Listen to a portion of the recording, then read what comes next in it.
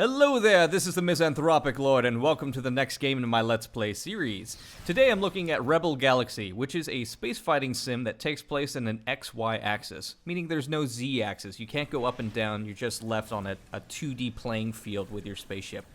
Which doesn't sound very fun in theory, and when I first booted up this game, I was a little apprehensive about that gameplay style choice, but it actually works really well in conjunction with the rest of the game. There's still complexity to the space battles and still different strategies that you can take, or tactics I should say, based on what you want to do for each battle. You can use missiles, lasers, and plasma bolts. There's a limited number of capacity for your ship in terms of what type of weapons you can use, and also what ships you have available to you. As you make more money, credits, obviously, you can buy better ships, you can buy better equipment, and you can buy better mercenaries to help you out with any battles that you go into. Really, this is kind of a grindy sort of game. There is a main campaign, and there are many side quests that you can do that are just randomly generated. It doesn't add any story to the game, really. It's just little jobs that you can do on the side. If you ever wanted to feel like a space bounty hunter, or a space merchant, or a space pirate, I guess, is one of the routes that you could go in this game, then this is a good game for you to pick up and kind of just enjoy. The game itself is only $20, and for the amount of gameplay that you're getting from it, it's pretty worth it. There are some issues with the game, and the space travel itself does a good job of showing how vast space is, but it can get really tedious, especially with the gameplay mission I'm about to do, which is a paired warp mission. It takes forever to do. Smaller game developing companies now are trying something that I really enjoy, really like, in that they know their creative output is not as large as AAA titles. They can't build huge sprawling worlds, they can't have the best graphics, they can't even tell really sweeping storylines as well. But they can do something. They can choose one of those things and really put as much effort and as much creative output into it as they possibly can to create something niche, to create something that maybe not everyone would enjoy, but someone would enjoy, and a lot of different someones to enjoy. I really enjoy what game companies are doing nowadays that don't have the resources to make a AAA title or an A-type game in general. Think about what Steam has enabled companies like Double Damage, who made Rebel Galaxy. Think about what it does for them.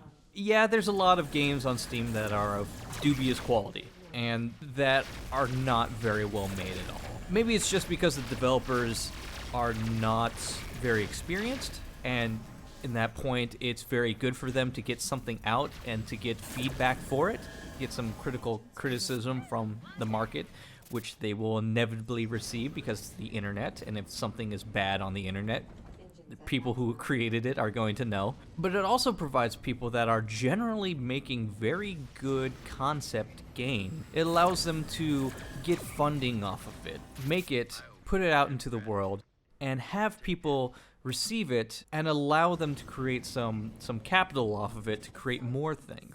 There was a really good cartoon that I saw the other day about how excited we were 20 years ago when a game came out a couple of years. And then, 10 years ago, we were really excited when a game came out every couple of months. And now we're at the point where games are coming out literally every single day on Steam. And like I said, some of them are just not very good. But there are a couple of very sleeper type hits. They're games that do not have as much cost as much to make.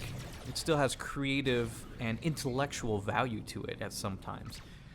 This game doesn't have as much intellectual value to it, it's just a space beat 'em up, but it allows someone who has strong feelings about Firefly or being the space smuggler. It allows them to fantasize what it would be like to start from nothing and then go to bigger ships, buy bigger things, buy better weapons, buy better shields, armor, and go from a small-time space captain to someone who eventually has enough resources to create a juggernaut.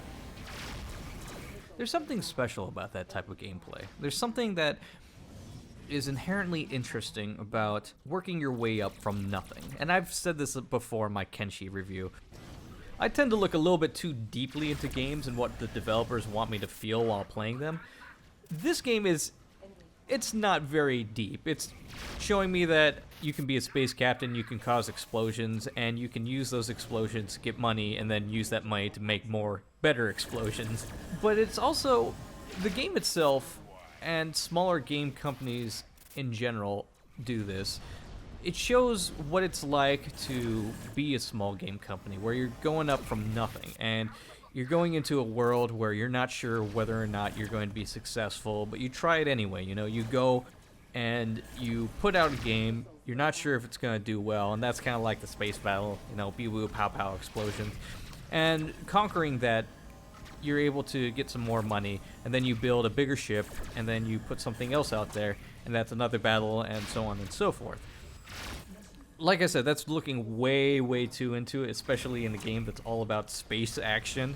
But I can't help but think about that every time I play one of these indie games, where it is a very scary thing to do, to put something out that you've worked on and not know if anyone is going to like it, especially since it is such a niche part of gaming. Like, who's gonna like a space battle where it's stuck on the XY axis? Who's gonna like that it's in space, but it's basically just like Sid Meier's Pirates back in the day, where you're just a ship firing your cannons at another ship? That's a hard thing to do. It's hard to put yourself out there like that. And I have a lot of respect for people that make stuff like this. And they've made it into something that, although is not very deep, and it doesn't have a lot of replayability to it, honestly, you can buy different ships if you want, and they have different goals about them. They can have larger cargo bay sizes, they can have more weapon slots to put more lasers or missile turrets or flak cannons on.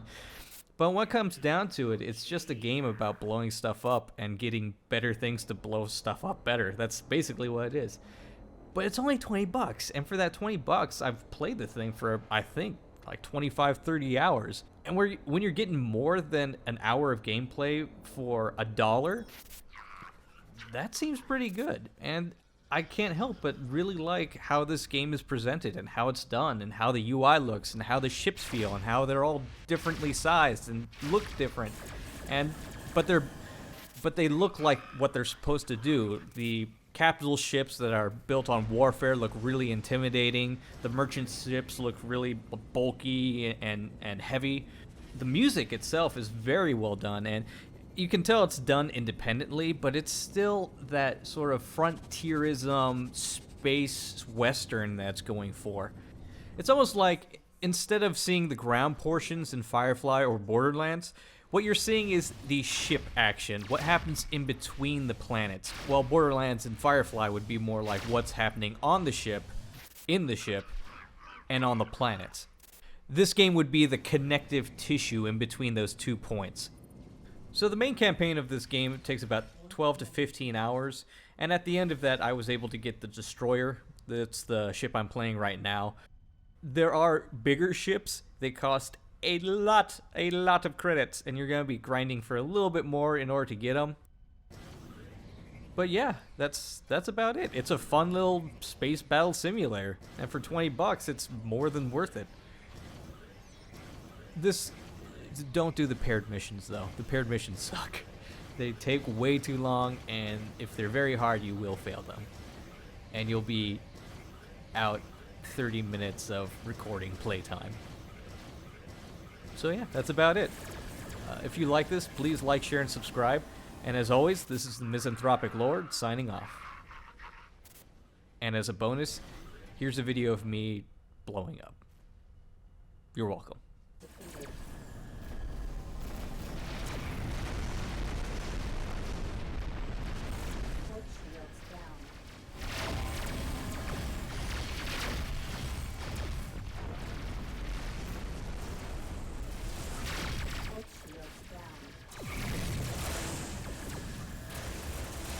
Deflectors depleted. Fourth hull breached. Systems heavily damaged.